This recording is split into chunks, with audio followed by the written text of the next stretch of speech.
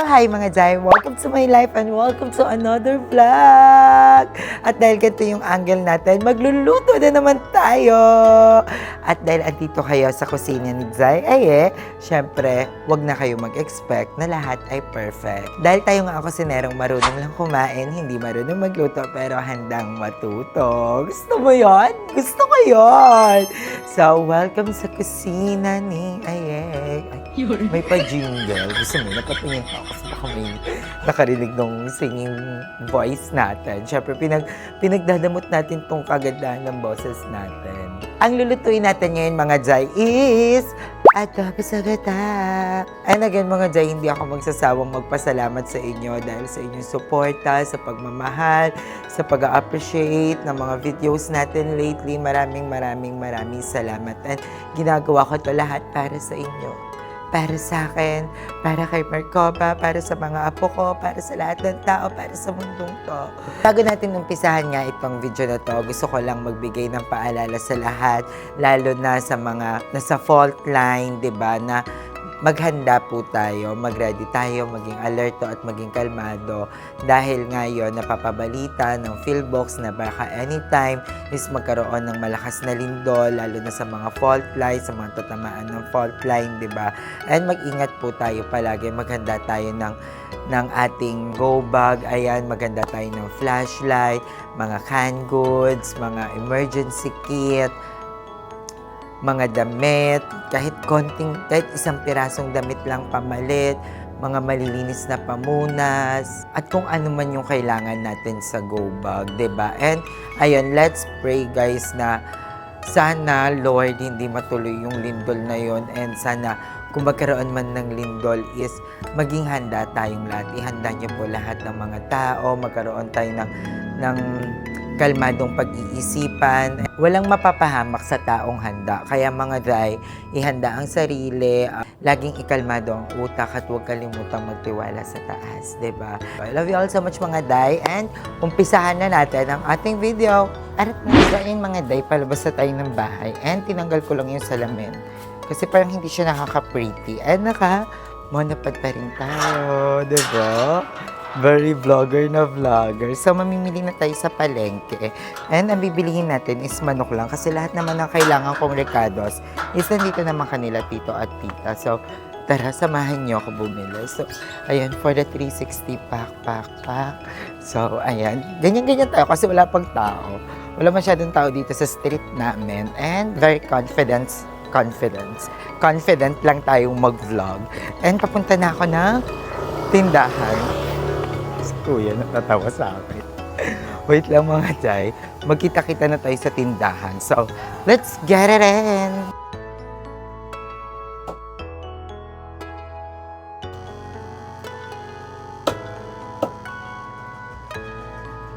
So, ayun mga Jai, andito na tayo sa ating palengke. Pabili po! May manok pa po. Ayan, mamimili na tayo. And good morning everyone! Ganda ng mga gulay. O, tignan niyo yung talang. Sobrang fresh. And, ayan, mamimili lang tayo. And, babalik na tayo sa bahay. So, baya. Guys, look at this. May nakuha akong technique. Kanina ko lang ito napansin na naglalakad ako na pwede pala tayong parang mag-drone. Ayan o. Ay, grabe. Para tayong naka-drone. Diba? Look at that. Diba? O, hindi. Para lang akong tanga. Pero para tayong naka-drone, mami. Pag ganyan kataas, pak. Oh, pak. Hala, drone shot. Oh, diba? Saan kaya natin makukuha saan natin magagamit tong gantong shot? Oh, drone. Diba parang drone? Parang bali. Tama naman.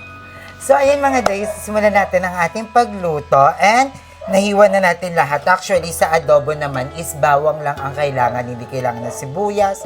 Yung iba naglalagay ng luya, pero ako hindi na. Wala naman ng ibang ingredients dito, kundi bawang lang. So, igigisa lang natin tong bawang at panoorin niya tayo magluto at may ikikwento na naman tayo.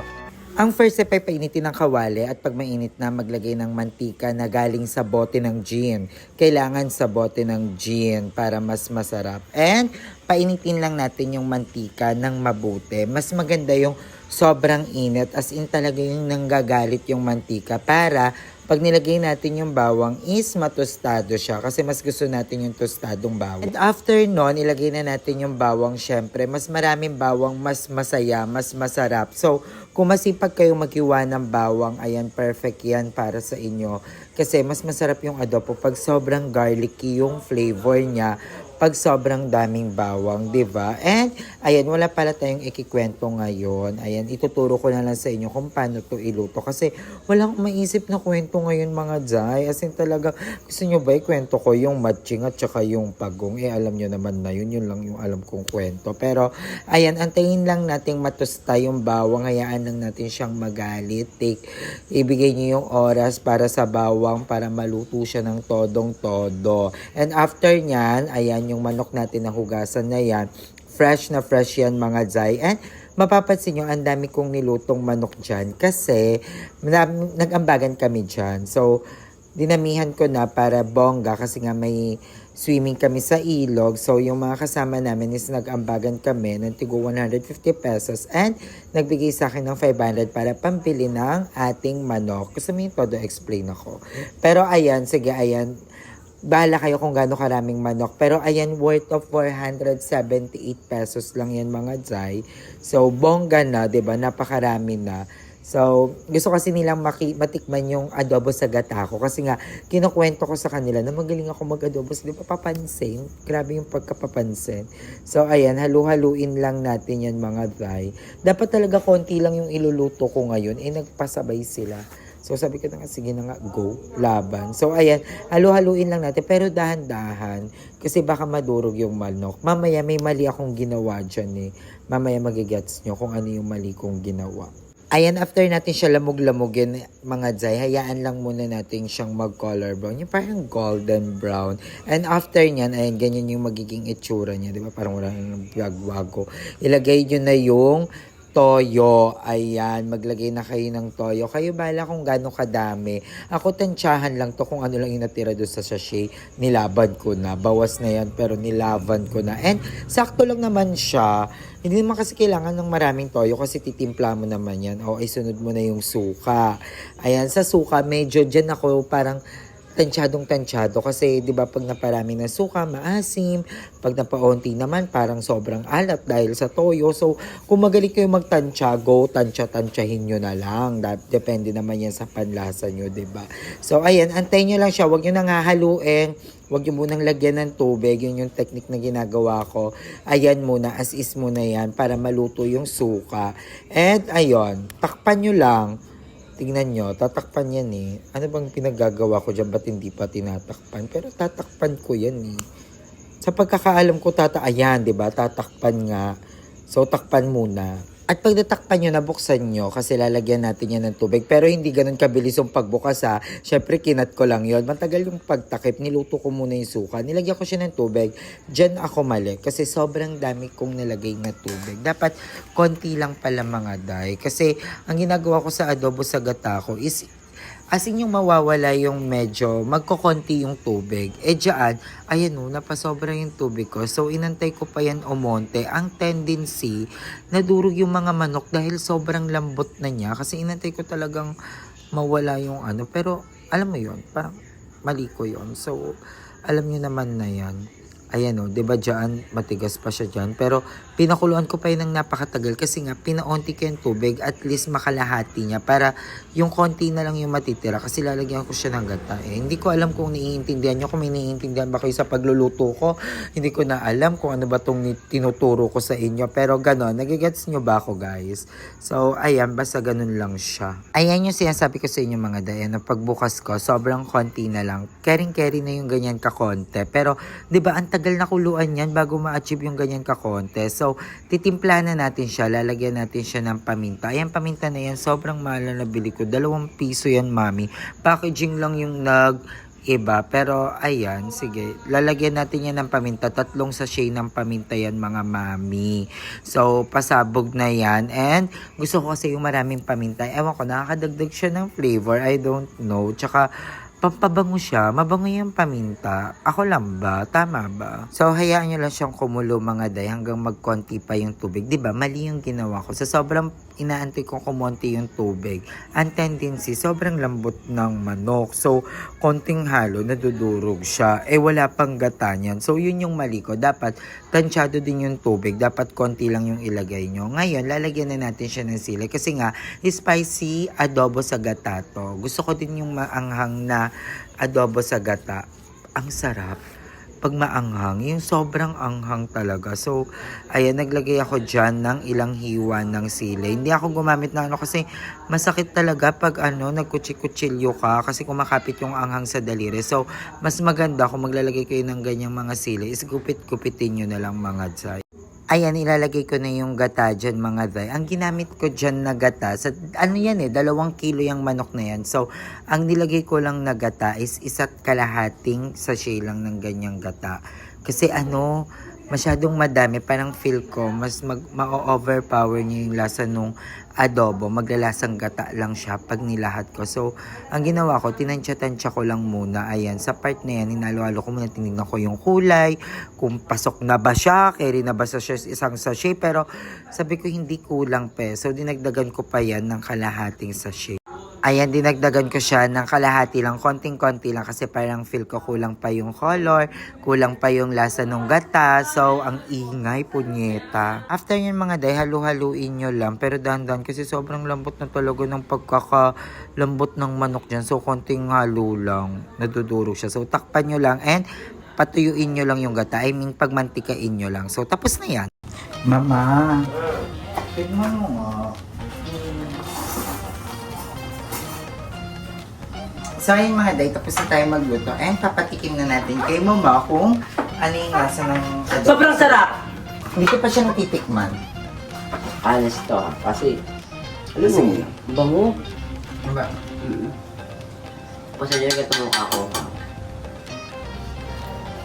So, dito, pero parang nakukuha ko naman na yung tamang timpla dito. Pero syempre kinakabahan pa rin. Okay na siya. Okay. Okay na. Okay lang. Walang kailangan idagdag, walang ibawas. Okay na siya. Lasang adobo sa gata. Maangang din. Okay lang yung anghang. Or nasobrahan sa anghang. Hindi okay lang. Sarap mo Okay. Perfect. So, I love it. Pero piko kailangan mo na siya parang pakulo-pakuloin ganun. pakuluan. Parang mababang... Mantika. Oo, parang ang tawag niyan, mababang kulo. Yung, may hina lang, simmer lang. Ayan. Bawasan mo pa naman yan.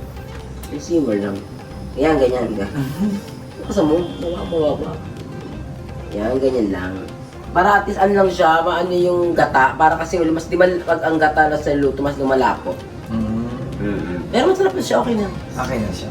Tuloy kumain. Wala yung magic sarap. Totoo? Hindi ko Kung siya hindi ka gumaya nilagyan kay ng- Darla. Masarap siya eh. Kasi inisip ko, baka kasi pag nilagyan ko siya ng magic sarap, mas lalong umalat. Oo, Kasi di ba tsaka- maalat na yung toyo. Magkakalas. Okay na siya. Okay. Perfect. 10 out of 10. Pakuluan mo Thank you lang. so much, Mama. So, ayun. And papatikim pa natin yung kay Madam pag nagising siya mamaya. So, napagod ako sa pagluluto pero laban lang kasi this is what I love now. Charis! Kung gano'n. This is what I love. This is what I'm doing. This is my passion. This is what something that burns my heart. Charis. So, ayun. And, di ba, sabi sa inyo, kaya ko na yung perfect yung adobo sa gata. Kasi ito talaga yung pinaka-paborito kong lutuin. Paborito ni Mother E, paborito ni Darla, paborito ni Madam Ivan na niluluto ko. So, ayun, paborito rin ni Emma to. At saka nila Pearl. Ha? Ayun pa, wala pa palang kanin. So, magsasaing pa tayo. So, ayun mga doy.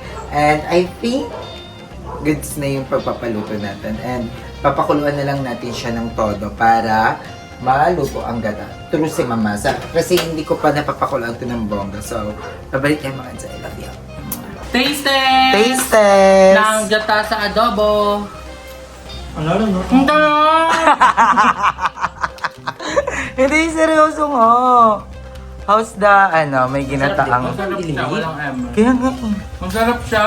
Totoo. I love gata. At sinabi ko Ay, din mama. dito na naging favorite mo yung adobo sa gata ko. Yan, nung kumain tayo dito, di ba? Ah. Yung tayong dalawa lang, yun, di ba? Yan. Masarap siya, approve siya kay Mama Emma. Gumamit ka ng serving spoon.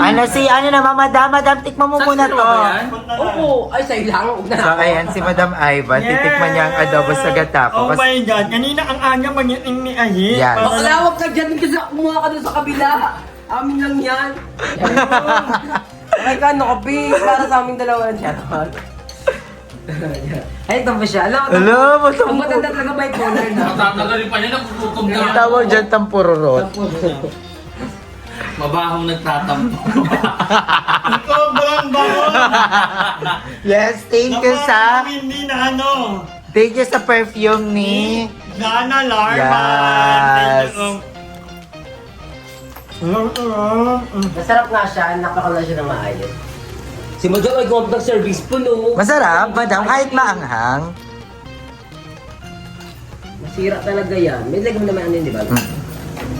Thank you, girls. Tapos sa labas yan. So, ayan, lagi kong baon din sa aking bag ang Asan yung seraphim Adore mo? You na Ang bango ng Jana seraphim. Larman Collection. Yes, ang bango na pang mayaman na sa damitan ko. Eto, ano sa'yo? Yes. Alam nyo ba, guys, na sobrang tagal neto mawala kasi oil-based siya. So, perfect to. I-check out nyo na rin sa kanilang Shopee, Lazada, TikTok, and everywhere. So, bye! So, ayun mga day, nakauwi na ako ng bahay. Dito na ako kanila Madam Ivan. And sila Emma at si Mama na sa loob. Ako, kakatapos ko lang mag-edit ito. Habang nakaupo ko dito, nag-edit ako. Then, nag-outro na ako kasi wala pa akong outro. So, hindi ko na masyadong nabonggahan yung pag-edit dito. Kasi nga, nalita ako kasi 'di ba may pinuntahan nga kami na ilog. So, sabi ko, uuwi muna ako, i-edit ko to. Dapat bukas na ako mag-upload, pero umalis ako doon sa ganap namin doon para mag-upload ngayon. Kasi sabi ko, hindi ko kaya. Hindi ako mapakali. Sabi ko, kailangan ko mag-upload. Kailangan ko ihabol to. Kailangan ko to i-edit para ma-upload ko today. So, ayun, umuwi na ako dito muna kanila Madam Ivan para i-edit to and i-upload to. Sorry kung medyo late. Upload tayo.